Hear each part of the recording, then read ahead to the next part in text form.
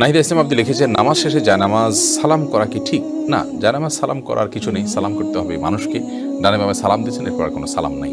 এরপরে কোনো কারোর সাথে আপনার হঠাৎ সাক্ষাৎ হয়েছে, সেই জায়গা থেকে আপনি সালাম দিতে পারেন, কিন্তু জায়নামাজকে সালাম দেওয়া এটি কোরআন সুন্নাহর কোনো নির্দেশনা নয়। এটি যদি সালাতের অংশ মনে করে কেউ, সালাত পরবর্তী করণীয় মনে করেন কেউ, শরিয়া দৃষ্টিকোণ থেকে, ইসলামের দৃষ্টিকোণ থেকে, তাহলে সেটি বরং বিদআতে পর্যবেসিত হবে। ইসলামের নামে মন গড়া কোনো কিছু করলে সওয়াব হয় না, বরং আরও বিপরীতে গুনাহ হয়। শেখ রোকনুজ্জামান লিখেছেন, অনেক জায়গায় বসে প্রস্রাব করার ব্যবস্থা নেই, দাঁড়িয়ে পেশাব করতে হয়, এরকম পরিবেশ আমরা কি করব?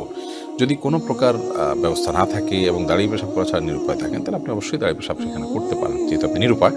কিন্তু নিয়মিত অভ্যাস বাড়ানো সঠিক নয়, কারণ নবী করিম সাল্লাল্লাহু আলাইহি ওয়াসাল্লাম বসেই সবসময় পেশাব করতেন। তবে বিশেষ একবার তিনি দাঁড়িয়ে পেশাব করেছেন, এবং সেটি কারণ ছিল এমন একটা জায়গায় তিনি গেছেন যেখানে ময়লা আবর্জনা চতুর্দিকে ফেলেছে মানুষ, এবং সেখানে বসার মতো কোনো জায়গা ছিল না, সেজন্য তিনি সেখানে দাঁড়িয়ে পেশাব করেছেন। প্রজাপতি নীর রিয়ালি থেকে আপনি লিখেছেন, ভাঙা প্লেটে খাওয়া যাবে কিনা?